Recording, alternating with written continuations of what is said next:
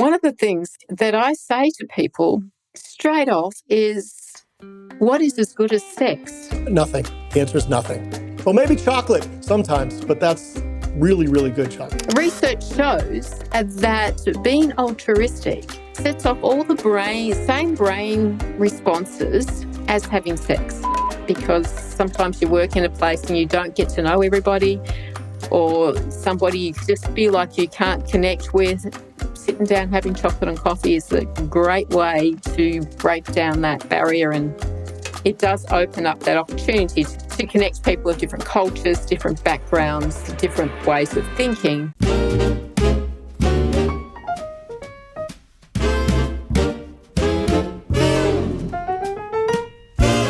Hi, everybody. This is Dan and Dante, and welcome to another episode of Middle-Aged Mess, the show for people who are just more comfortable with paper maps. So today, we are going down under. I'm very excited about it. We have Andrea Putting. Can you hear me? You there? Yes. Oh, okay, good. A nod is good enough. You don't need to talk. Just nod and use facial expressions and hand gestures. I'll figure them out. It'll be okay. So Andrea is in Australia. So I'm filming this on a Wednesday, and I think it's Saturday in Australia for you right now? Thursday. Thursday. I was close. I knew it was in that ballpark. So with Andrea, we're talking chocolate, we're talking coffee, we're talking social missions, we're talking publishing, we're talking stories, we're talking a lot of cool stuff. Andrea, I'm going to let you get started on who you are, how you got where you are now, why you're here, and I'll just kind of roll from there. How about that? All right. We'll see where it goes. So I live in Australia, obviously. I'm in Melbourne, and it's a nice sunny day. So typical Australia, right? I'm sure you've had a couple beers already this morning, I imagine. Sure. Yep. Oh, absolutely. So I have my websites, andreaputting.com.au or .com, you can get there. Okay. Then there's chocolateandcoffeeday.com, chocolateandcoffeebreaks.com, socialmissionrevolution.com, and puttingwords.com. Okay, so you're actually a web designer. That's your real profession. No, I actually got to the point that I don't like designing websites. However, I did start out designing my very own website way back in the dinosaur era of the internet. What year? Give me the year. 97, 98. I started a website. Okay. I had to learn HTML to be able to make a website back then. There was no WordPress. There was no... Were there computers in Australia in 97? Did that actually happen yet? Yeah, we had computers, but we had dial-up internet. So every time I went on the internet, it would have to go through my phone line. No, I remember that dial-up noise, right? I mean, that was like the greatest noise in the world, though. When we heard it and we were going to be connected to the world, we were so excited. Yeah. So what was the impetus for you to get started in the web world? I had just completed studying naturopathy. So I spent 4.5 years studying natural medicine. My children were teenagers at the time. My son, who was just learning about this new internet and how to make websites and things. And It's like, why don't you go on the internet, Mum? I was like, all right, let's try that. Well, what's the internet? I think was the first question, right? I got it up and going. And at that time, people were really skeptical about buying anything online. So they would come onto my website. They would get all the information from me. They would ask me questions, and then they would go off and buy it from a shop. You were like the comparison shop for everybody else. Yeah, tell me about what I should get, and I'll go to the shop and buy it, rather than it's like, hey, how am I supposed to make a living? No, I remember when we first started those websites, like if you had a picture of you on the website, you would get super excited. It was like being on TV those first couple of years. So it was all kind of shiny and new and exciting to the world that, you're on the internet. Well, I mean, that's really cool that you learned HTML back in the, like you say, the dark ages. I mean, that's impressive. There weren't too many books out. Look, there was no internet to figure out how to get on the internet at the time, right? You needed like real books. It was weird. AndreaPutting.com. What's on there? What are we going to find? That's kind of the mishmash of everything. Promoting myself as a speaker is part of that.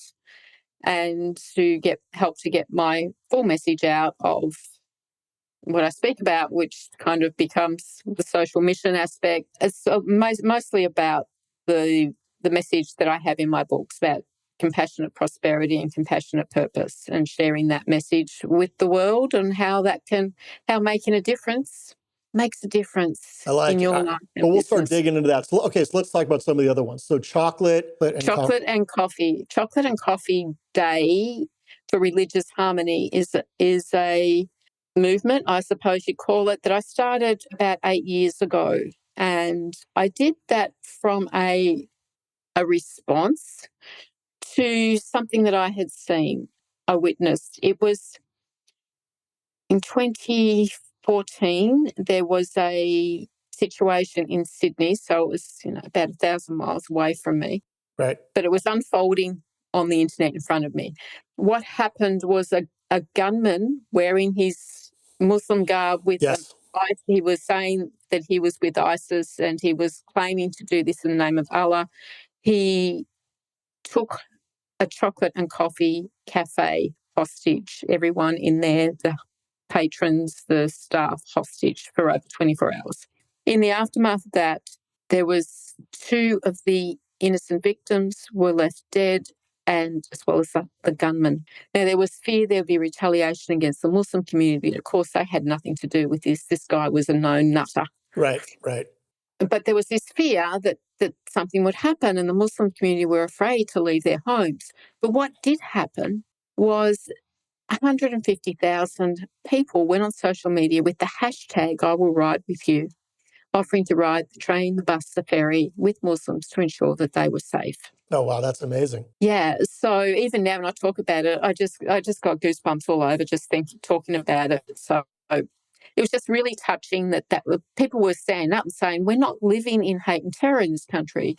We want to live in peace and love and acceptance. So that sat with me for a while, and I thought, well, why do we wait until there's a tragedy before we stand up and say that this is the world we want to live in, that we want to love and accept these people for who they are? They're a part of our community. They're part of our family. I started Chocolate and Coffee Day for Religious Harmony, encouraging people to reach out to someone who is different to them and sharing chocolate and coffee, because that's a nice, comfortable thing to do. Everyone feels comfortable in that. Well, in Australia, I would figure you'd include beer in that, make things a lot easier, right? No, Well, a lot of people say to me, can we have chocolate and wine? And I go ahead, yeah, whatever you want to have, because I don't even drink coffee myself. Right. But we all go for coffee with somebody. Yes. So that was just about encouraging people to sit down and enjoy chocolate and coffee together and have that conversation. Listen to each other's stories, find out who the other person is, and then we find that they're really not that different to us. Well, that's amazing. Look, I don't know. I really don't know anything about Australia, right? We're up in America. We're arrogant and cocky and xenophobic and everything else. We are up here. I'm not going to whitewash it. There is issues with prejudice across the board with different things. We can't deny that, and I believe it's something we need to continue to work on, which is why then chocolate and coffee breaks developed. What was the level of acceptance in the community? Like, what happened when you went ahead and create it? Was it a day? Was it a movement? Was it?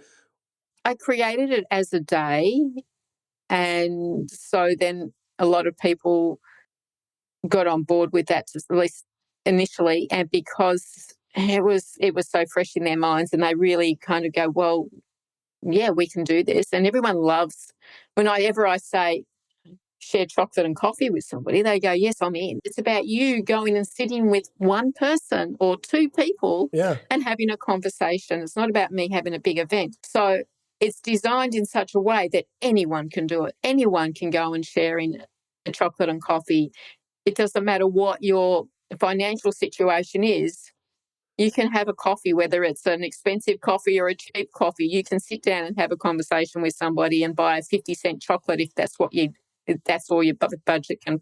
So did you like pick a day and say, this is the day we're all going to do it? Or was it more like, let's do this on a weekly basis or a monthly basis? Did you create a group or an organization? I started it on a day, which is December 15th, which now I'm looking at, well, whether that's the best day, whether we change the day, because it's so close to Christmas and people are having so many Christmas events. Yeah, I don't know if December is the most opportune month for getting people to do anything other than buying so gifts. it was the anniversary of that event. So Got it. I may change the day this year.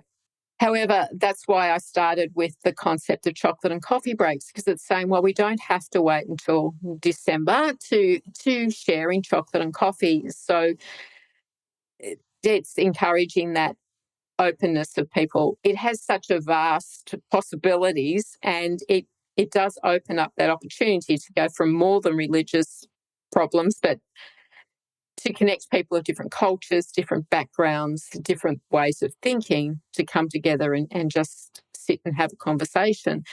And it's great for workplaces so that people help people to work together, because sometimes you work in a place and you don't get to know everybody, or somebody you just feel like you can't connect with. Sitting down having chocolate and coffee is a great way to break down that barrier. And I mean, with remote work, there's been this social dislocation of people sitting in their houses all day. They're not interacting with people at all in large part. You set up things where people can get together, or it's more, introduce the concept to people out in your country? A bit of both. So I'm working this year, I will be doing more events where I will be introducing it to people go into a group setting and get people to start connecting with each other on that level. So then that opens the door for them to then be able to go, yeah, this is a good idea, I can do this. It gives them the basic concepts of how to get started and things like that. Because especially if you're an introvert, which I am an introvert, so I do find this. So this is a real challenge for me. I don't really see you as much of an introvert, Andrea. I hate to tell you. I don't want to burst your bubble, but yeah, I know. I'm really good. Put me on a stage and I'm great. It's my comfort place. Yeah. But one-on-one, it was like, I'm asking people to do something that can be really uncomfortable for me. So to challenge myself one day, which was pre-COVID, so I haven't gone back to doing this, but I will do it one day, is I just walked down the street with a box of chocolates and stopped people in the street and said, do you want a chocolate? I wish I had have recorded it, because I got some fascinating responses from people. One guy said to me, oh, well, what do you want? Nobody gives anything for nothing. And I go, no, actually, I'm just giving you a chocolate. I think actually if you had the kid doing the TikTok camera behind you, they'd be more accepting of it than if you just show up on the street, right? If there's some purpose to it, they don't freak out quite as much. Like in America, I would think that you're trying to poison me, right? Yeah. You're clearly trying to kill me or take my wallet. Some people refused, and it was kind of like, and I go, no, you want a chocolate, don't you? And they, right. I got it.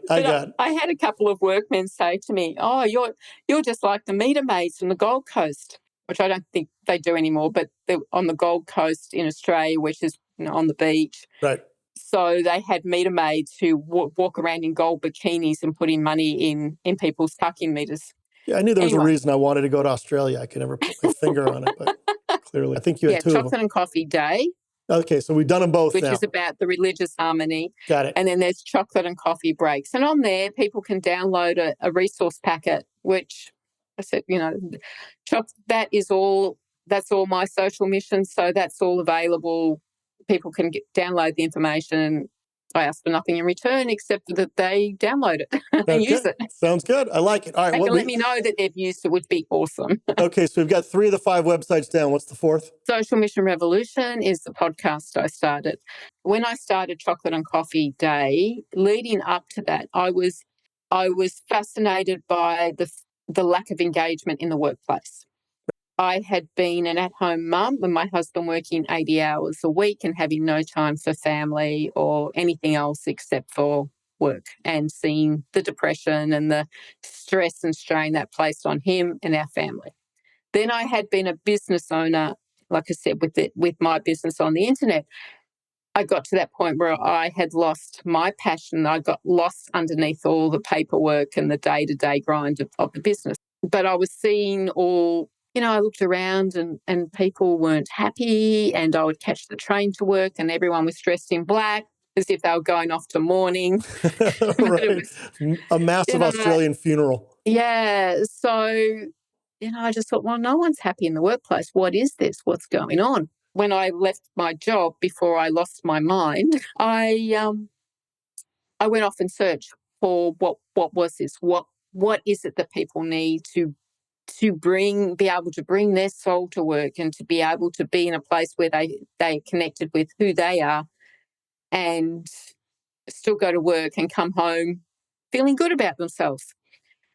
And so I was researching that when I started Chocolate and Coffee Day. And then I put the two to two together and go, well, having a social mission meant this to me. I was out helping, doing something of value, giving of myself, sharing, and it was really inspiring me. I was feeling good about who I was. It gave me a greater sense of purpose. It got me up in the morning and made me feel good about myself. So I kind of put the two together. What if we combine altruism with business? That's when I started the podcast, Social Mission Revolution. And I started to speak to people who were in business or individuals who were involved in social mission to discover what it meant to them, what it meant to their business, and how that changed everything in their world. So that was the Social Mission Revolution. That's where that podcast started. I mean, again, I'm talking for America. I'm guessing Australia is pretty similar. I think we're all people at the end of the day, even if you guys are a little tanner than we are. But when you're going out and spreading this very inspiring message, my guess is most of the people you try and spread it to are reluctant to accept it, or even reluctant to do anything about it because they just don't, they're not sure what you're trying to get at and who you are. Did you encounter a lot of that, a lot of skepticism and conflict from people? Or did you feel that when you were spreading that type of attitude that people were responding in a way that you thought was more appropriate? Well, it depends on how you present it. So when I talk about getting involved in social mission, one of the things that I say to people straight off is, what is as good as sex? Nothing. The answer is nothing. Well, maybe chocolate sometimes, but that's really, really good chocolate. And has no calories. Yeah, exactly. Research shows that being altruistic sets off all the same brain responses as having sex. But can you convince people of that when you're out spreading your message? They get skeptical about that. But then there's this whole lot of other stuff. So I do present what I talk about, not from the fact of go out and help somebody, go out and do something good for the world. I talk about what it does to them. What does it do for you? What does it do for your business? Being involved in social mission, being altruistic, doing something for other people makes us feel good about ourselves. It gives us a greater sense of purpose. We are happier, healthier, have greater social groups, and we live longer if we're involved in some form of social mission. And if you look at the Blue Zones books and the series that's been on Netflix, sure, he talks about that. He talks about how the people who have lived to 100 are all somehow involved in doing something good for other people. When you look at it like that, and I do talk about it in that way because that's pretty much where I've come from, is looking at, well, why isn't my husband happy at work? Why wasn't I happy at work? Why isn't people sitting on that train every morning happy at work? What is it that people need in their life? And I also had the experience back after I'd finished studying, when I sat there not knowing what I was going to do with my future. And I actually went into quite a deep depression where all I could do was send my kids to school and then come back and hop into bed and lie in a fetal position. So I was in a deep depression. But the thing that got me out of that was getting up and thinking about other people, doing things for other people, getting involved in volunteering and how I could make a difference. So I started to see that it's not, while it is really good for society, it's really good for the greater world, we need that. We need to feel like we are making a difference. Everyone in the world wants to make a difference and to feel that their life has been worthwhile in some way. And this, to me, is what it is. So you really don't feel like you need to convince people to do these things by acting as that role model. It's somewhat self-perpetuating because it's something I think all of us, I agree with you, by the way. I think we all innately feel better when we're helping people, when we're being altruistic, or being giving. You get much more from giving, much more than you'll ever get from taking. And I think people do feel that. Yeah. So, I mean, I guess as you standing there as a role model for doing that social mission, I think people listening to you and just understand the way they feel when they do the same, I guess it kind of spreads organically, right? I hope so. I hope people are getting my message.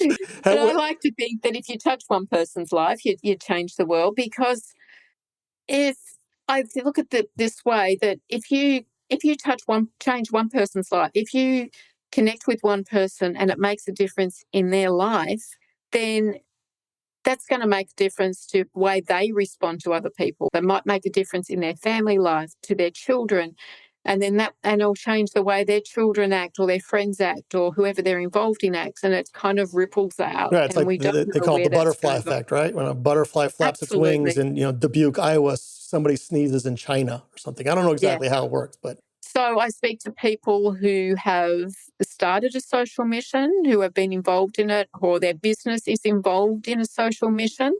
That can be a charity, that can be helping out in various ways. There's a whole lot of different ways.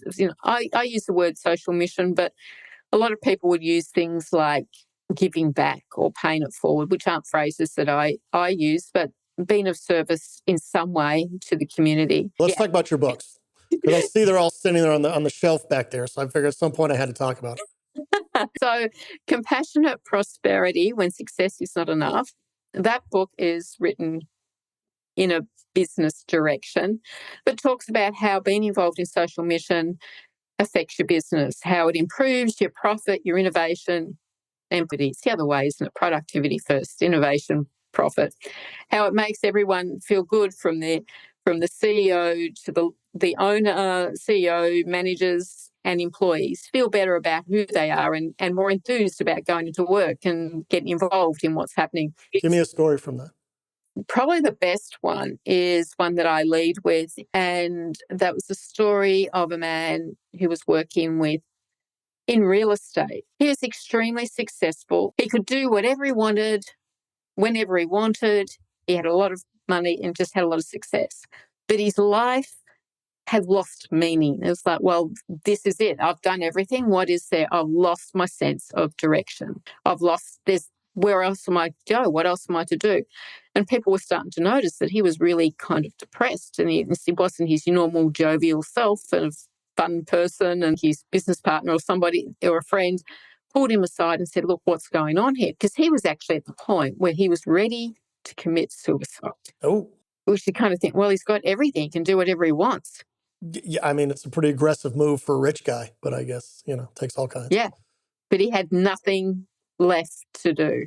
So they pulled him aside and they talked through it, and he changed his direction in his business to be more altruistic. And so then he started a whole different way of doing business. And instead of doing big things and making lots of money, he started to look at how he could help the people who don't have a lot of money, who can't afford a big home. So he could see that there was a housing problem. What could he do to help alleviate some of that? So he changed his whole model of his business and had the direction of that whatever he did had to first be helpful to others. Secondly, be self-sustaining, works, had to make financial sense as well. But everything that he then does now is directed towards, well, how can I help more people get in homes who can't afford to? So we started to build smaller properties, or properties that were enable people to have their own personal space. But so the next time somebody asks that question, Annette, you can tell about me instead, because right. I wasn't quite that guy, because I hadn't reached the pinnacle of success. I like to pretend like I did. I'm a property developer. When I'm not an internationally famous podcaster, I develop properties. And I got into senior housing about 15 years ago. And I don't care how much money I make. I don't care how well a property does. There is nothing better than walking in a place where you have 100 seniors who are living their best lives because of you. Right? It's not necessarily about the money. Of course, you have to make money, you have to survive, but to give them the care that they deserve and the respect and the integrity that they want to live with in their senior years, and have them know that it's you who are doing that, that is the best feeling I've ever had in my life. Way more than selling a property and making a lot of money. And I agree. And look, all the things you're saying, I agree with in general. We all kind of run around. We're little rats, looking for money and food and a bigger house and a better vacation and a nicer car and all those things. But you know what? If there's no meaning behind it, if there's no feeling of connection with other people, it just doesn't mean that much. It really doesn't. And I think especially people like in my age group, a lot of us are kind of maybe winding down our professional careers, or we're doing less and less, or kind of looking at that next stage and saying, okay, I've got all this money, I've got this big house, and I got all these things, and my kids are gone, and I might be divorced, and my friends have moved away, and my parents are dead, and like all these things. And you go, what am I got 30 years left. What am I going to do now? So the things you're talking about, I think, are so, so important for people of our age, and I'm probably 20 years older than you, but it's hard to find a reason to keep going as opposed to just grinding for another dollar. So I appreciate what you're doing. I think it's a great message for the world. Yeah, and I do think it's really important for our age group. I don't think you're 20 years older than me. Maybe I can't 25 see you years, maybe 25 years older, possibly. No, because you've got that Australian glow. The morning sun. Because I'm breathing down the barrel of my husband getting very close to retirement, and it's like, I'm saying, what are you going to do? Yeah. What are you going to do? Here's my book. Read the book. I ask myself the same question every single night, I got to tell you. Yeah. So it's really at this point, that because retirement without purpose. Terrible. Yeah. Absolutely that's when horrible. People drop dead. Totally. Yeah. I'll tell you what, I've had like days when I'm home when I've got nothing to do for one day. And I freak out. I'm completely like out of my mind. I don't know what I'm going to do. I get anxious, for one day, God forbid, 1 week or 1 year or 20 years. I mean, there's no way I'd make it. So I think it's a really important thing for us in our, let's say, silver years. Yes. Our not so golden years is what I call them. Yeah. Yeah. I'm thinking, I don't want to say golden years. I'm going to say silver years. Silver years works for me. To be looking at what the meaning of our life at this point, because reality is we don't really come to our full potential until we get over 50. Correct. We don't really have that. Over 50 is when we're really got a gift to the world. Well, yeah. So I'm quite a bit over 50 now. So I was like, hey. Well, we've also lost, like for men at least, we've lost like 80% of our testosterone. So we got nothing else to do anyway, right? You got to have something to focus on, something to make you feel good. See, I told you it was that altruism is as good as sex. So, when you get into I hope so. I'm going to need something to replace it very soon. Tell me about your publishing world. So when I had 3 books at the time ready to go to publish, and that could be in a very expensive exercise. Yes. So I took the money it would cost me to publish 1 book, and I invested in learning from experts how to publish. Awesome. So then I published my books, which I think they look pretty good. They look fantastic. I love them. And I quite enjoyed doing that, and I created, a good feeling in my books. And so people started to ask me to publish their books as well. And next thing you know, I've got a publishing business, which I call Putting Words. So I quite enjoyed doing that as a creative outlet, because I make sure the book, we design it inside out, formatted into a way that expresses the story, expresses the personality of the author. And you flick through these books and you want to read them because they just look so good. It's just set out so nicely. Right. The only thing that people care about, are you accepting submissions, Andrea? Yes, I am. Okay. Well, that's big. That's big. So I work with the authors to create the book that feels good for them, and we get it to be a bestseller on Amazon, which is really important. If you want to share your message, that you can go and say to the world you're a bestseller, and even better if you can say you're an award winner. So yeah, good chance I'm sending my book over to you as soon as I hang up the phone here.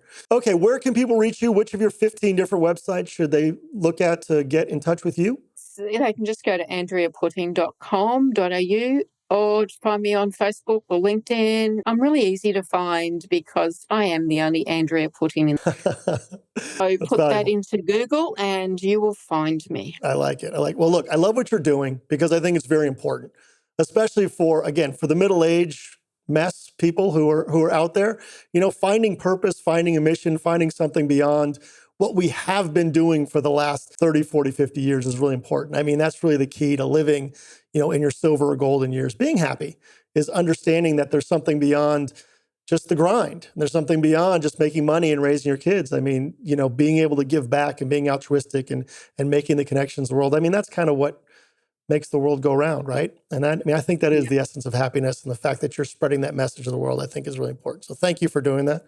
Thank you for being on the show. Had a great time with you today. And thank you, Dan. I've enjoyed it. All right. And I guess that's another episode of Middle-Aged Mess. We'll see you next time. Don't forget to like, subscribe, go on AndreaPutting.com, send your submissions to her, send me an email, tell me if you like my shirt. Love to see you next time, and thanks again.